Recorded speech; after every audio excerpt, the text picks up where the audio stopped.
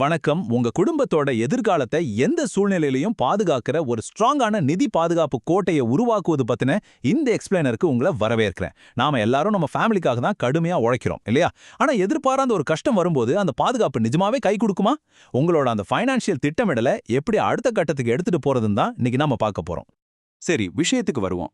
நீங்க எடுத்திருக்க ஆயுள் காப்பீடு, அதாவது லைஃப் இன்சூரன்ஸ், நிஜமாவே உங்க குடும்பத்தை முழுமையா பாதுகாக்குதா?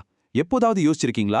எதிர்பாராத பிசினஸ் கடன்கள் அல்லது பெரிய வரி சுமைகள் மாதிரி மறைமுகமா வரக்கூடிய அச்சுறுத்தல்கள்ல இருந்து உங்க பாலிசி உங்க குடும்பத்தை காப்பாத்துமா? பல நேரங்கள்ல நம்ம ஏதோ ஒரு இன்சூரன்ஸ் எடுத்துட்டோங்க நிம்மதியா இருப்போம், ஆனா அதுல இருக்கிற ஓட்டைகள் நமக்கு தெரியாது. இன்னைக்கு இந்த கேள்விகளுக்கெல்லாம் ரொம்ப தெளிவான பதில்களை பார்க்க போறோம். லைஃப் இன்சூரன்ஸ்னாலே நிறைய பேருக்கு அது ஒரு புரியாத புதிரா தான் இருக்கு. ஆனா கவலையே வேண்டாம், இந்த மொத்த விஷயத்தையும் நம்ம ரொம்ப சுலபமா 4 பாயிண்ட்ஸ்ல பார்க்க போறோம். 1, அடிப்படை திட்டத்தை தேர்ந்தெடுக்கிறது. 2, ரைடர் மூலம் பாதுகாப்பு அதிகரிக்கிறது. 3, MWPA சட்டம் மூலமா கிடைக்கிற பாதுகாப்பு. அப்புறம் 4, செக்ஷன் 80C மூலமா கிடைக்கிற வரிச்சலுகைகள். முதல் விஷயம், உங்களுக்கான அடிப்படை திட்டத்தை தேர்ந்தெடுக்கிறது. இதுதான் உங்க பாதுகாப்போட உறுதியான அடித்தளம். இந்தியா ஃபர்ஸ்ட் லைஃப் தரவுகள் படி 2 முக்கியமான இன்சூரன்ஸ் திட்டங்களை நம்ம ஒப்பிடலாம். டேர்ம் இன்சூரன்ஸ் அப்புறம் என்டோமெண்ட் திட்டங்கள். டேர்ம் இன்சூரன்ஸ்ல ரொம்ப குறைவான பிரீமியத்துல பெரிய அளவிலான பியூர் ரிஸ்க் கவரேஜ் கிடைக்கும். ஆனா முதிர்வு தொகை, அதாவது மெச்சூரிட்டி அமௌண்ட் எதுவும் இதுல கிடைக்காது. இதுவே என்டோமெண்ட் திட்டங்கள்ல இன்சூரன்ஸோட சேர்ந்து சேமிப்பும் இருக்கிறதால பிரீமியம் கொஞ்சம் அதிகமா இருக்கும், ஆனா கடைசியில மெச்சூரிட்டி அமௌண்ட் கிடைக்கும். உங்களுக்கு இன்வெஸ்ட்மெண்ட்டோட சேர்ந்த பிளான் வேணுமா, இல்லைன்னா ரொம்ப குறைவான செலவுல பெரிய பாதுகாப்பு மட்டும் போதுமாங்கிறத நீங்க இதை வச்சு ஈஸியா முடிவு பண்ணிக்கலாம். ரெண்டாவது விஷயம், ரைடர்கள் மூலமா உங்க பாதுகாப்பை அதிகரிக்கிறது. இது உங்க பேசிக் பாலிசிக்கு ஒரு எக்ஸ்ட்ரா கவசம் மாதிரி. ஐசிஐசிஐ பேங்க் கொடுத்திருக்க தகவல் படி நாம கண்டிப்பா கவனிக்க வேண்டிய 5 முக்கியமான ரைடர்கள் இருக்கு. விபத்தால மரணம் நிகழ்ந்தா கூடுதல் தொகை தர்ற விபத்து மரண பலன், கேன்சர், ஹார்ட் அட்டாக் மாதிரியான பெரிய வியாதிகளுக்கான தீவிர நோய் பாதுகாப்பு, வேலை இழப்போ ஊனமோ ஏற்பட்டா கை கொடுக்கிற பிரீமியம் தள்ளுபடி, குடும்பத்துக்கு தொடர்ந்து மாதாந்திர வருமானம் தர்ற வருமான பலன், அப்புறம் எமர்ஜென்சி மெடிக்கல் தேவைக்கு முன்கூட்டியே காப்பீட்டு பணத்தை வாங்குற துரிதப்படுத்தப்பட்ட மரண பலன். இது எல்லாமே ரொம்ப அவசியமான ஒண்ணு. இதுல நாம கட்டாயம் தெரிஞ்சுக்க வேண்டிய ஒரு சூப்பரான விஷயம் இருக்கு. அதுதான் பிரீமியம் தள்ளுபடி ரைடர். ஒருவேளை எதிர்பாராத விபத்தோ அல்லது ஊனமோ ஏற்பட்டு உங்களால வேலைக்கு போக முடியல, வருமானமே நின்னு போச்சுன்னு வச்சுக்கோங்க, இனி நீங்க பிரீமியம் கட்டமே வேண்டியதில்ல. இன்சூரன்ஸ் கம்பெனியே உங்க பிரீமியத்தை ரத்து செஞ்சுட்டு பாலிசியை தொடர்ந்து முழுமையா ஆக்டிவா வச்சிருப்பாங்க. உங்க இன்சூரன்ஸ் பாலிசிக்கே இது ஒரு பெரிய பாதுகாப்பு கவசம் இல்லையா?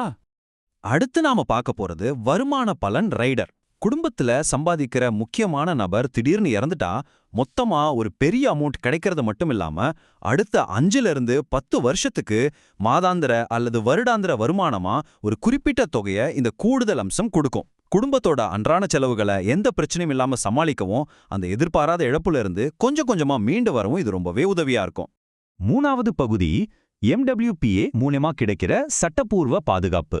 இது உங்க குடும்பத்துக்கான ஒரு ஸ்ட்ராங்கான லீகல் ஷீல்டு. இப்போ ஒரு முக்கியமான கேள்வியை பார்ப்போம். ஒருத்தர் தன்னோட குடும்பத்தோட எதிர்காலத்துக்காக 1 கோடி ரூபாய்க்கு இன்சூரன்ஸ் எடுத்திருக்காரு. ஆனா அவர் பிசினஸ்ல சில கடன்களும் இருக்கு. அவர் எதிர்பாராத விதமா இறந்ததுக்கு அப்புறம் அவருக்கு கடன் கொடுத்தவங்க நேரா வந்து இந்த இன்சூரன்ஸ் பணத்து மேல உரிமை கொண்டாடினா என்ன ஆகும்? ஒட்டுமொத்த குடும்பத்தோட எதிர்காலமும் ஒரே நிமிஷத்துல கேள்விக்குறியாயிடும், அப்படிதானே? இந்த மாதிரியான ஒரு மோசமான சூழ்நிலையை தடுக்கத்தான் திருமணமான பெண்கள் சொத்துரிமை சட்டம், அதாவது MWP ஆக்ட நமக்கு உதவுது. SBI லைஃப் சொல்றபடி இந்த சட்டத்தின் கீழ் நீங்க ஒரு இன்சூரன்ஸ் எடுத்தா அந்த பணம் ஒரு அறக்கட்டளையா, அதாவது ஒரு ட்ரஸ்டா மாறிடும். இது மூலமா உங்க மனைவி மற்றும் குழந்தைங்களுக்கு மட்டுமே அந்த பணம் முழுமையா போய் சேரும். எந்த ஒரு பேங்கோ, கடன் கொடுத்தவங்களோ இல்ல சொந்தக்காரங்களோ அந்த பணத்துல ஒரு பைசா கூட உரிமை கோர முடியாது. இது உங்க குடும்பத்தை சுத்தி இருக்கிற ஒரு நிஜமான இரும்பு திரை. சரி, இதை எப்படி யூஸ் பண்றது? இங்கதான் நீங்க ரொம்ப கவனமா இருக்கணும். புதுசா ஒரு டேர்ம் இன்சூரன்ஸ் பாலிசி வாங்கும்போது மட்டும்தான் இந்த MWP சட்டத்தின் கீழ் நம்ம ரெஜிஸ்டர் பண்ண முடியும். ஏற்கனவே இருக்கிற பாலிசில இதை சேர்க்க முடியாது. அப்ளிகேஷன் ஃபார்ம்ல MWP சட்டத்தின் கீழ் வாங்குறீங்களா அப்படிங்கிற கேள்விக்கு ஆம் அப்படின்னு டிக் பண்ணணும். அப்புறம் மனைவி அல்லது குழந்தைகளை நாமினியாவும் அறங்காவலர்களாவும் போடணும். ஒரு தடவை இதை ரெஜிஸ்டர் பண்ணிட்டா அப்புறம் நாமினியை மாத்தவே முடியாதுங்கிறத நல்லா ஞாபகம் வச்சுக்கோங்க. 4வது மற்றும் கடைசி பகுதி, செக்ஷன் 80C மூலமா எப்படி வரி சலுகைகளை அதிகப்படுத்துறது, உங்க வரிச்சுமையை எப்படி குறைக்கிறதுன்னு பார்க்கலாம். 1.5 லட்சம் ரூபாய் இது சும்மா சாதாரண நம்பர் இல்ல. வருமான வரி சட்டம் பிரிவு 80Cன் கீழே ஒரு நிதியாண்டுல உங்க மொத்த வருமானத்திலிருந்து நீங்க நேரடியாக கழிக்கக்கூடிய அதிகபட்ச தொகை இதுதான். உங்க இன்கம் டாக்ஸ் சுமையை கணிசமாக குறைக்கிறதுக்கான ஒரு சூப்பரான வாய்ப்பு இது. கிளியர் டாக்ஸ் தரவுகளின்படி இந்த 80Cக்கு கீழே டாக்ஸ் பெனிஃபிட் வாங்க நிறைய ஆப்ஷன்ஸ் இருக்கு.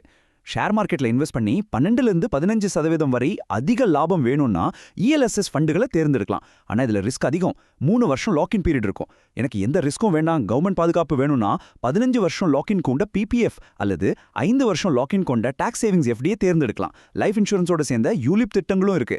உங்களால எவ்வளவு ரிஸ்க் எடுக்க முடியும், எவ்வளவு காலம் பணத்தை லாக் பண்ண முடியும் அப்படிங்கறத பொறுத்து இதை நீங்க அழகா பிளான் பண்ணிக்கலாம். இந்த டாக்ஸ் பெனிஃபிட் நிஜ வாழ்க்கையில எப்படி ஒர்க் ஆகுதுன்னு மிஸ்டர் ஏவோட உதாரணத்தை வச்சு பார்ப்போம். மிஸ்டர் ஏவோட வருமானம் 10 லட்சம் ரூபாய். அவரு இந்த ஏடிசிக்கு கீழே இன்சூரன்ஸ், பிபிஎஃப் மாதிரியான திட்டங்கள்ல 1.5 லட்சம் இன்வெஸ்ட் பண்ணதால கிட்டத்தட்ட 36,400 ரூபாய் வரிய சட்டப்பூர்வமா மிச்சப்படுத்தியிருக்காரு. நாம கஷ்டப்பட்டு சம்பாதிச்ச பணத்தை அரசாங்கத்துக்கு வரியா கட்டுறதுக்கு பதிலா அதே குடும்பத்தோட எதிர்கால சேமிப்பா மாத்த இது ஒரு அருமையான வழி. ஆனா இங்க ஒரு சின்ன ட்விஸ்ட் இருக்கு. இந்த ஏடிசி வரி விலக்க நீங்க முழுமையா வாங்கணும்னா நீங்க பழைய வரிமுறைய, அதாவது ஓல்டு டாக்ஸ் ரெஜிமை மட்டும்தான் தேர்ந்தெடுக்கணும்.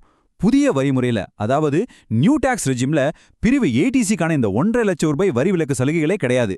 அதனால டாக்ஸ் ஃபைல் பண்ணும்போது எந்த முறையை தேர்ந்தெடுக்கிறீங்க அப்படிங்கறதுல ரொம்ப கவனமா இருங்க. நாம இந்த எக்ஸ்பிளைனரோட முடிவுக்கு வந்துட்டோம். இப்போ உங்களை நீங்களே ரொம்ப ஆழமா கேட்டுக்க வேண்டிய ஒரு முக்கியமான கேள்வி இதுதான். நீங்க நிஜமாவே உங்க குடும்பத்துக்காக ஒரு முழுமையான நிதி பாதுகாப்பு கோட்டையை உருவாக்கிட்டீங்களா? உங்க அடிப்படை இன்சூரன்ஸ் சரியான அளவுல இருக்கா? தேவையான ரைடர்ஸ் சேர்த்திருக்கீங்களா? MWPA சட்டம் மூலமா எந்த கடனாளியும் தொட முடியாத சட்ட பாதுகாப்பு உங்க குடும்பத்துக்கு உறுதி செஞ்சிட்டீங்களா? டாக்ஸ் பெனிஃபிட்ஸை கரெக்டா வாங்குறீங்களா? இதையெல்லாம் இப்பவே ஒரு முறை செக் பண்ணி பாருங்க. உங்க குடும்பத்தோட எதிர்கால நிம்மதி உங்களோட இந்த சின்ன பிளானிங்ல தான் இருக்கு.